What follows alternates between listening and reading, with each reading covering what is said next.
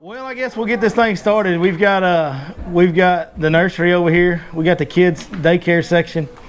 It's bring your kids night. I got my kids over here to the side. So if y'all hear some rattling in the background, that's probably them little Lawsons. And the bad thing is they're sitting next to Vic Pearsall's kid. They're gonna rub off on them. So yeah, that's too bad. What happens when two bad influences get together? What? In scientific, it should make a positive, right?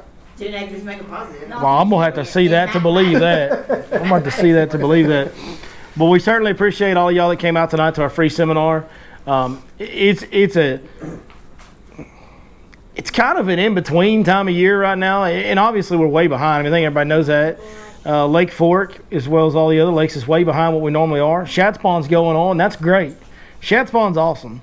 And what's kind of happened is the gizzard shad kind of start spawning in earnest a little bit before the threadfin do. But you don't visually see the gizzard shad like you do the threadfin for the most part. Occasionally you will. But you don't really see the gizzard shad flopping around on the surface the way you'll see threadfins boiling in the water on the right days. But by the time you're seeing the threadfin shad spawn every morning, the gizzard shad are kind of wrapping up that deal. It doesn't mean that those fish won't push those big gizzards on those shallow points where they do spawn and go to feeding on them off and on throughout the day. That's still a thing. But what the prevalent deal is right now, I mean, the way to get right on Lake Fork right now is to start super early, like before first light or right at first light, and hit the right stretch with the threadfin spawn on it, and you can have some of the most unbelievable hour and a half, 2 hours of fishing you'll ever have. And then after that, it gets tough unless you have a good wave of fish that's locked on beds. And right now, we're in the same place we were during the Elite Series tournament.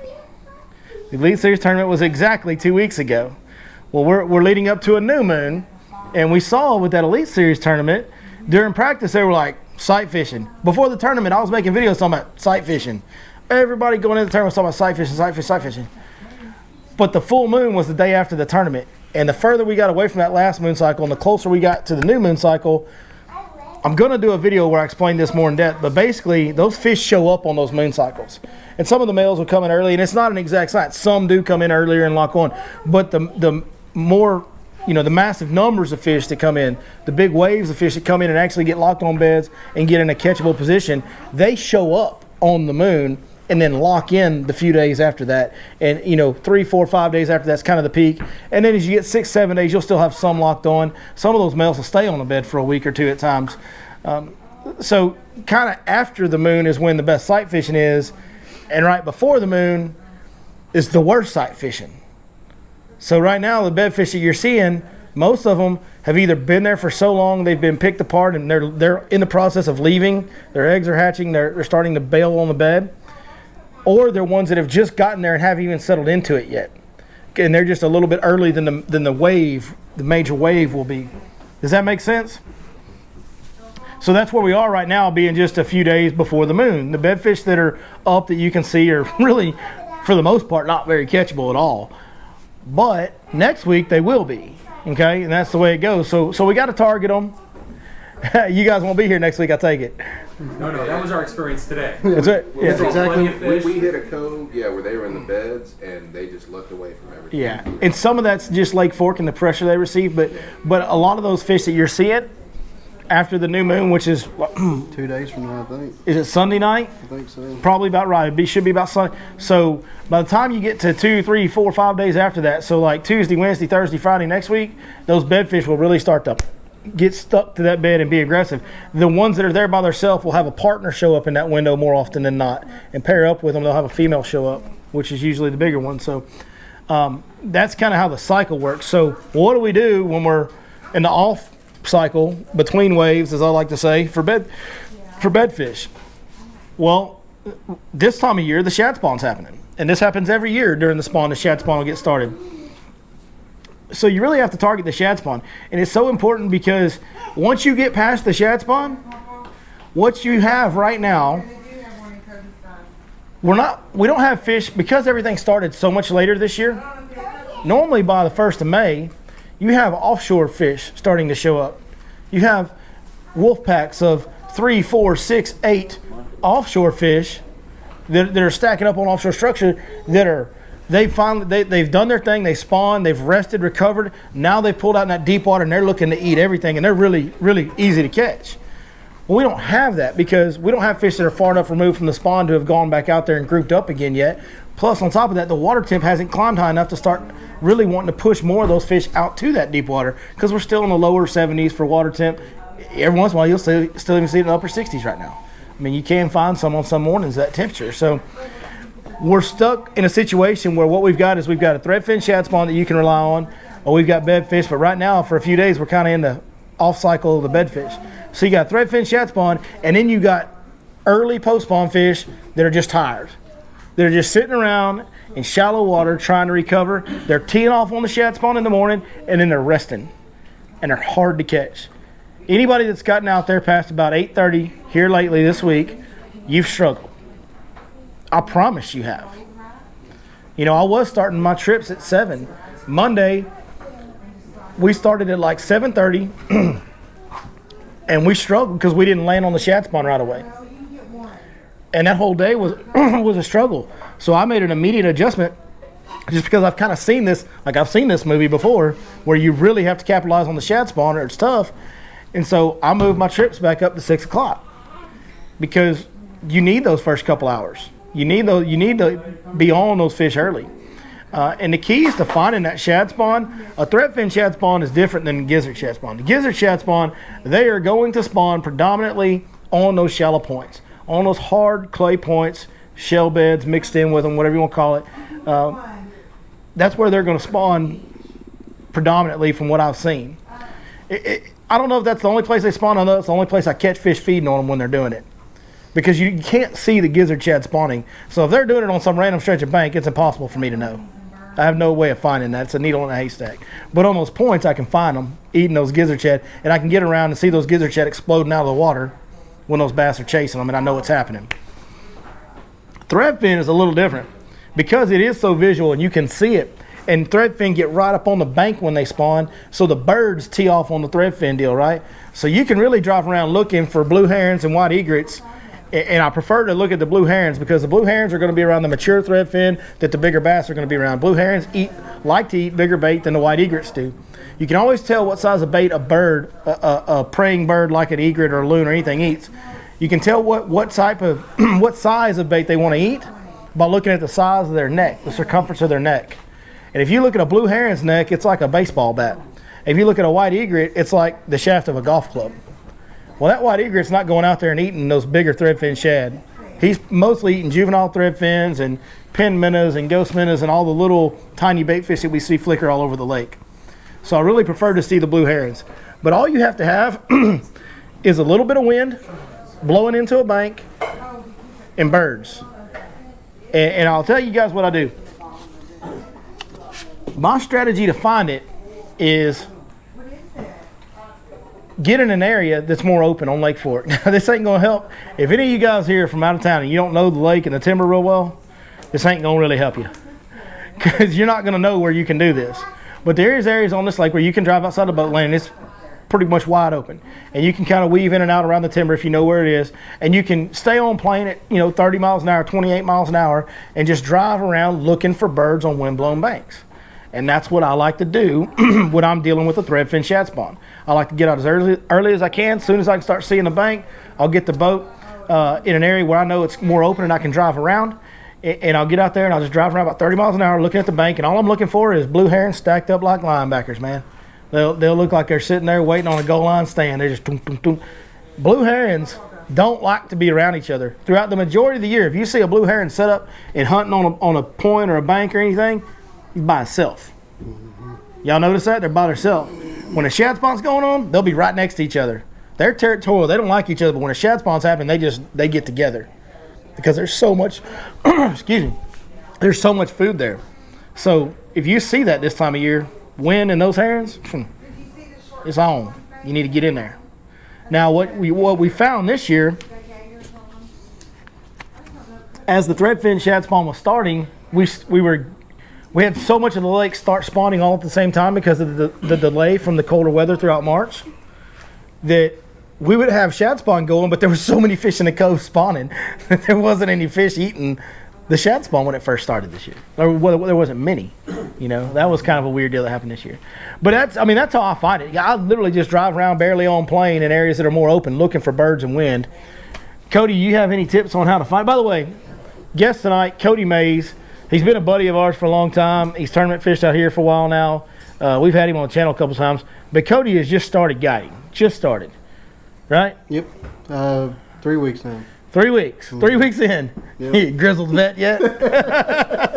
Yeah, so Cody's guiding now, and from the early reports I've gotten on the trips he's been running, it sounds like he's been doing a great job.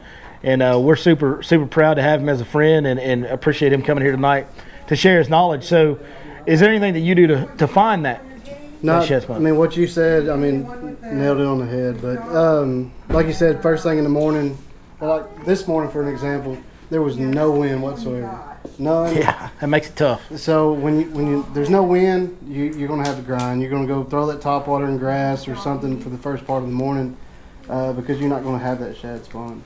And if you fish all day long, then the shad will spawn again later in the afternoon, 2 hours or so before dark. They can. Yeah, they do like to spawn in a little bit of the lower light conditions, and I don't know that the shad don't spawn when there's no wind. Like they might, but they don't get on the surface and flicker. Yeah. They don't make it to where the birds can see them and we can see them, and they don't make it obvious for sure when the wind doesn't blow. So this morning, no wind. That's going to make your job a lot tougher to find that shad spawn. You do need a little wind. Fortunately for us, we live in Texas and it's springtime. We usually got plenty of wind from daylight to dark this time of year most days. And you don't need a lot of wind. You just need enough to ripple the water. And if you have a lot of wind, that's good. It can make it better having more wind, but you don't need a ton for it to go down in a big way. So that's kind of how you find it, guys. You literally you get an area that you can cover water and visually check bank line efficiently, and you just look down, because that threadfin deal is not necessarily going to be on the same stretch of bank every day. It might be on the same stretch for 2 or 3 days in a row, but them threadfin, man, they just you talk about a dumb fish. Like, they move all over the place all the time for no reason. They just kind of wander about with the wind and wherever the plankton goes. So it's hard to say, well, you need to go look at these type of points, or you need, clay points are obviously a great place for a shad spawn to happen, but I've seen it on just straight do nothing banks. Like just straight, this has been several years ago, but this one sticks out like a sore thumb because it might have been the first time that I found it where it was on nothing, like a stretch of bank that I would never fish, that I never had fished before that day, and I've never fished it since that day. But I was driving and I was going into a cove to go back to this cove and throw a frog because we didn't catch a fish on a frog. And as I'm driving in there, the wind's blowing into this bank and it's just sand. How many sand banks do we have on Lake Fork? Not very many. This is just one of the most nothing. There's no flooded bushes. There's no grass. There's no shoreline. It's a sand bank. But there's 4 blue herons stacked up and the wind's blowing into it. And I went, Turn right, go over there. And as we're easing up to it, a couple fish blow up. Picked up a swim jig and a square bill, handed it to my customers. And we sat right there for about 30 or 45 minutes, caught them every cast. Every cast for 30 minutes. Fish just in the middle of nowhere, shad spawning on that bank wherever the wind decided to blow them that day, and knocked it out. Started the day off great, then went to the back and caught a couple frogfish. But you can find a threadfin shad spawn anywhere, so you really just have to be open-minded about that. I hate to tell y'all that. That's not very helpful. It'd be a lot easier if I could say, well, look for main lake and secondary points. That'd be a lot easier, right? But you can't in that deal. The main thing is just when you're driving down the lake, just keep your eyes open for all your surroundings. The wind, kind of be aware of the wind direction. If the wind direction is blowing this way, then we're going to look at this bank. You know what I mean? And look for them birds. Yeah, and look for you can see them exploding on it at times from way out too, because they're getting after it when they're up there. Now, there's some different ways to target fish on a shad spawn, and to be honest with you, when you hit one that's just right, it really doesn't matter what you throw. If it's about the right size and kind of the right color, you're going to catch them on it, whether it's a swim bait, a square bill, a topwater, a fluke, you name it. Any bait in the, a spinner bait's a great shad spawn bait, chatter bait, it doesn't matter. You can catch them on all of it when they're really teeing off on them and really active. But a lot of times what you'll have is an overabundance of shad, and you'll have fish that are actively feeding on those shad, but not just in a total frenzy. And when they have that much bait to look at, it can be tricky to catch them at times. So what we're going to do tonight, the really in-depth part of tonight's seminar, we're going to really go in depth on some bait selection and why we choose different types. I'm going to talk about topwaters. Cody's going to talk about swim baits, and we're going to talk about the different ones that we use under different situations and why we use them. So if y'all have any questions about anything as we're digging into this, because we'll get to rambling, just shout it out, raise your hand, however you want to do it. So my favorite way to target shad spawn fish, and I think it's probably everybody's favorite way, is going to be a topwater. I mean, did everybody in this room watch the Bassmaster Elite Series 2 weeks ago? Did y'all watch Championship Sunday? Everybody watched that, right?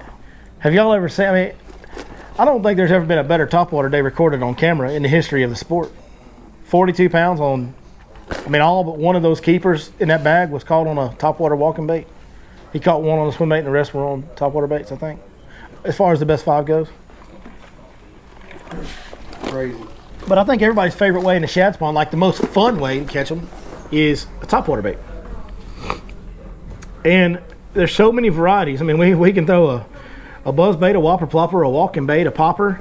You know, those are kind of the 4 mainstays of the topwater baits that you can throw during a shad spawn.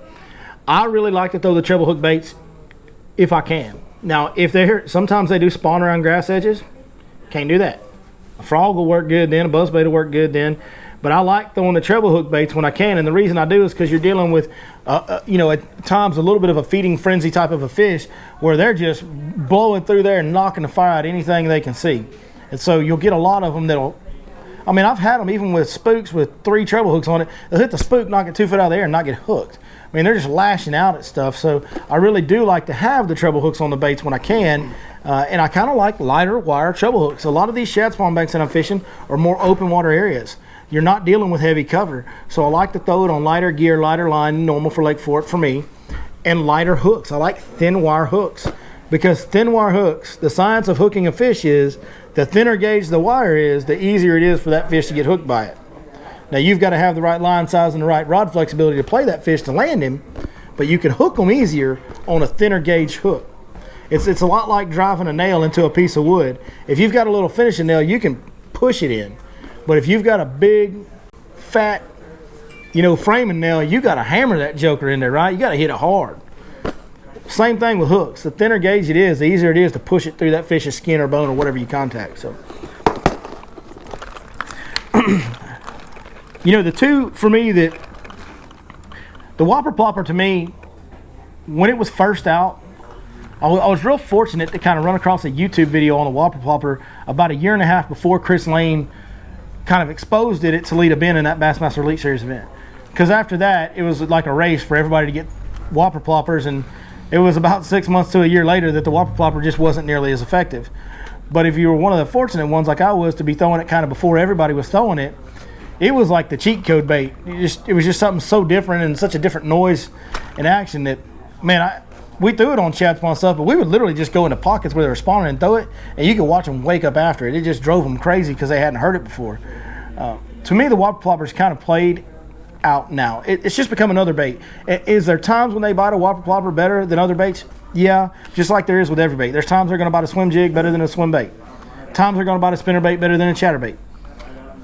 But for the most part, day in, day out, the Whopper Plopper is a straight line bait that doesn't have a lot of erratic nature. You're not going to make a fish bite near as often and consistently as you will with a bait that has some erratic behaviors to it. So for that reason, the poppers and the walking baits are my 2 favorite topwater baits on a shad spawn. And there's some different ones we throw. And one of the most important things that you're going to do, and one of the most important things you can do in fishing, period, overall in general, is to pay attention to every little detail that you can absorb about what's going on in the water. And with a shad spawn, it's going to be about the size of the bait. The size of the bait is so critical, guys. I'm telling you, it's the most critical thing you can pay attention to. Because if you're dealing with juvenile threadfin that are up there doing their thing, or younger, smaller strains of threadfin that are up there doing their thing, and they're this big, and you're throwing a topwater that long, you're probably not going to get bit. You know, but if you're throwing, and I would highly recommend cutting those red things off before you throw it. But if you're throwing one of these and you've got threadfin up there that are this long flipping around, and you're throwing this and you're snapping it and popping it and making it walk and do different things, and it's erratic, you're going to get a lot of bites doing that. At the same time, if you're around some mature threadfin, hey, I'll pass this one around, and I love this one because if you've ever seen a mature threadfin, it has a grayish bluish back. It has a silver grayish belly, and it has a yellow stripe. That's what it has. It has a black dot. And a mature threadfin can be that big right there. That's a big topwater bait. There he is. The hammers are here. Let's go. That's a really big topwater bait. And this is similar to the baits that the guys were using on the gizzard shad spawn during the tournament. But there is threadfin in this lake. They're this size. They really are. So you got to pay attention to the shad. And I'll pass this one around because this pattern, and I don't even think this is a production color. I think this was a prototype when this topwater came out because I don't ever remember seeing this again. And it's the only one I got. But I love this is my favorite big topwater bait that I own. I love the color on it. So I'll let y'all see that. But and we'll show that to the camera real quick. That just looks exactly like a mature threadfin as far as the color pattern goes. You see it? All right, so it's time to go see it. Man, you guys never get tired of that joke, do y'all? Not with your prototypes. They need to keep making. Not with my one-of-a-kind things? Yeah. You don't like it? Yeah. Yeah. That frog I got. I've already had to have discussions this week about, well, maybe we need to make that one. So, because I've been hit up about that a few times. But anyway, that's about the size, as far as the size profile goes. When we're talking about threadfin, this is kind of the range right here, guys. It's a wide range, right? That's a very, very big size difference, and you can go from one end to the other, right? And so if you start looking through my box, you know, and that was a Yellow Magic. And the reason I showed you that Yellow Magic, I love the splashback popper, but they don't make one this small. And I need one that small sometimes. Then you got a bigger Yellow Magic, which basically I have now quit throwing for this one, because that's about the same size bait right there, right? So that's pretty similar. And then we can go up to the bigger poppers. And we got this. So we're just progressing up in size. See, just very little size differences, but I have all these size differences. There's only one way to get treble hook baits unhooked from each other. You shake them real bad. Or if we got a little bit bigger shad, we go up to the smaller walking baits, the catwalk. Or hey, the Spook Junior, same deal, right? Spook Junior, catwalk, very close to the same size. Then you got the Spook Senior, or just regular Spook, which this is the bait they were throwing. This is the exact bait they were throwing. This is the freshwater version. There's a saltwater version. The only difference is the hooks. But this is the bait those guys were throwing in the tournament. And this is a Dogma from 6 Cents, and it's basically the same bait, right? So I'm showing you other baits, so I'm not just sponsor plugging. I prefer the 6 Cents ones. You guys know I believe in 6 Cents. The paint jobs, the hooks, everything that comes on a 6 Cents bait, you're not going to find anything better. The action's always really good on them. But I've got all these sizes covered in 6 Cents baits. And of course, then there's the biggest one that we showed you earlier. So this is the Dogma. This is the Mag Dog. Mag Dog 130. Dogma 100. Catwalk, almost the same size there, right? Almost the same size. And then if I need to go smaller than the catwalk, now I got to start going into poppers. I've got the big popper. What'd I do with that other one? Here it is. I've got the 6 Cents big popper, the 6 Cents little popper, and I got the little 1/4 ounce Yellow Magic at the very bottom end of the spectrum. So wanted to show you guys all those because that's how much variety. If you watch a lot of my stuff, you'll well know, like, I'm not a big variety of tackle guy. I'm like, well, you need 3 colors of crankbaits and 3 colors of plastics. And I got about 3 or 4 or 5 different plastic, different shaped plastic baits that I throw as far as soft plastic. So, like, I'm not a guy, like, I'm not the best pro staffer in the world because I'm going to use a few things and I'm going to roll with it. But in this shad spawn scenario, it's very important to have all the size possibilities covered. That's the most important thing. So the good thing is, whether it's the Splashback 70 or the Splashback 90, the 2 poppers from 6 Cents, or the Yellow Magic, and of course all the walking baits, you can walk all of them. You can do erratic things with all of them with your retrieves, and that's what you want in a shad spawn. It's what I really like to do in a shad spawn is several quick snaps with pauses mixed in, and just try to make that bait look like it's fleeing or escaping. It's going side to side. I'm snapping the slack. That bait's going and stops.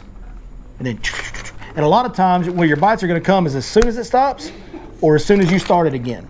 It's going to come on either side of that pause is where most of your bites are going to come, because it's that sudden start-stop. They're seeing chaos all around them, then something stops and it grabs their attention, and as soon as it moves, they jump on it. So you got to really get their attention. You got to work the baits hard. Don't be scared to throw a bunch of water with these popping baits. Like, if you're throwing water 6 inches, a foot in the air, it's not a problem in a shad spawn. You got to get their attention. Work these baits hard. You cannot overfish these baits during a shad spawn. So bait selection, pretty simple, man. It's complex as it is with all those different sizes and 2 different styles. Really, it's about the size of the bait, because I can do crazy erratic stuff with all those baits. So I'm just looking to match the size of the bait that I'm seeing on the shad spawn, and I'm going to fish it as erratic and fast and hard as I can. One thing I want all you guys to take with you, in whatever technique you're fishing for the next month, I don't care what it is. I don't care if you're grinding a deep diving crankbait. I don't care if you're throwing a frog. I don't care if you're throwing a swim jig, a buzz bait.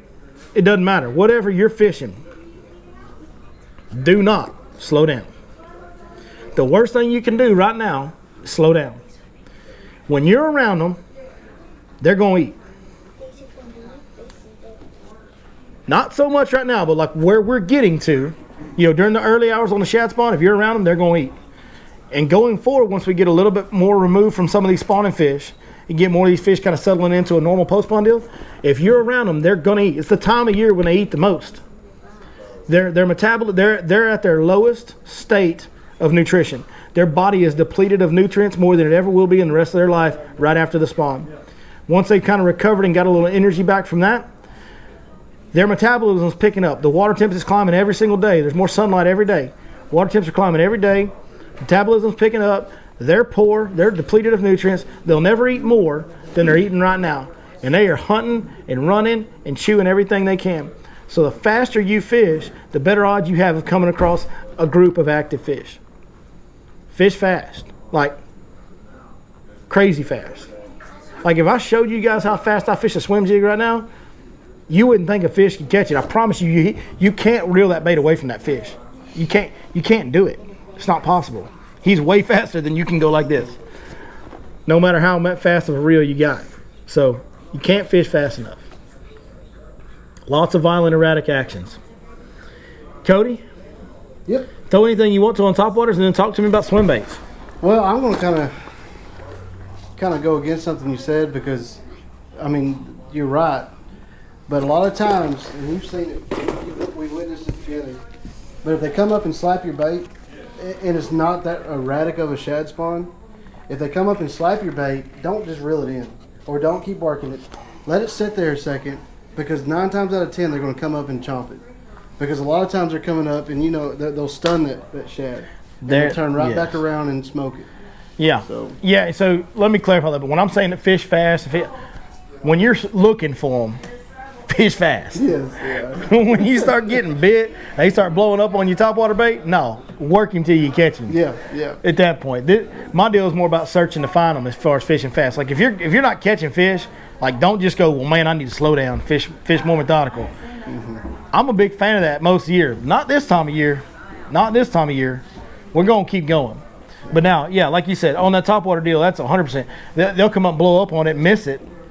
And you just let it sit there for a second. And again, for me, a lot of times it's as soon as you move it, the second it twitches a little bit, they come back up on it. Yep, that's right. But now, as far as a shad spawn without topwater, I didn't bring any square bills, but any type of square bill. Square bill's good too. Rattle trap. But size selection is the key. I mean, you need to see what size shad are spawning and base your bait on that. So you can either go from a small 1/4 ounce, 1/8 ounce little rattle trap up to 2 3/4. The biggest one I ever throw is really like a 1 ounce. 1 ounce. But I mean, yeah, if you're throwing one bigger than 1 ounce, it's gonna get so deep, so fast, you know. Spinner baits, even chatter baits in that shad spawn. Anything moving under the water. And then obviously you got your hollow bellies. So like right now, the shad that are spawning that I've seen